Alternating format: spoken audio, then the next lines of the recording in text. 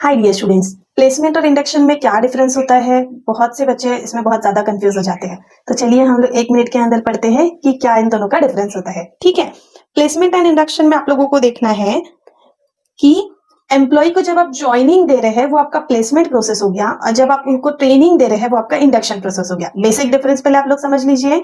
जब आप लोग प्लेसमेंट दे रहे हैं, जब जस्ट एम्प्लॉय ज्वाइन किया हुआ है, वो आप लोगों का प्लेसमेंट प्रोसेस हो गया, और फिर वो धीरे धीरे उसमें ट्रेनिंग ले रहा है, सारी चीजें समझ रहा है, कंपनी के साथ फ्रेंडली हो रहा है, वो आपका इंडक्शन प्रोसेस हो गया, है ना। तो employ joining a job, that is placement.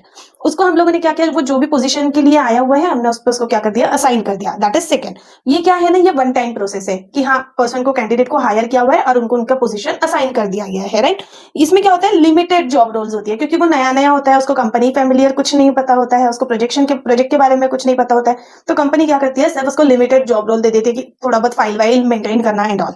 ये कैसा होता है, लोअर कॉस्ट प्रोसेस है, क्योंकि इसमें बहुत ज्यादा कुछ नहीं, सब जस्ट वो आया है, एम्प्लॉइज उसको हायर कर लिया गया, इसलिए लो कॉस्ट प्रोसेस है।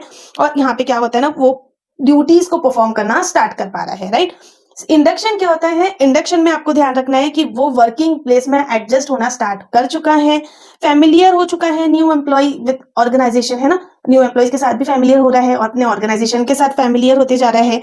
फिर यहाँ पे वीक्स और इवेंट जैसे जैसे जाएंगे, मंथ्स जाएंगे, वीक्स जाएंगे, उसका काम बढ़ते जाएगा, है ना। सीरीज ऑफ एक्टिविटीज बढ़ती जाएगी।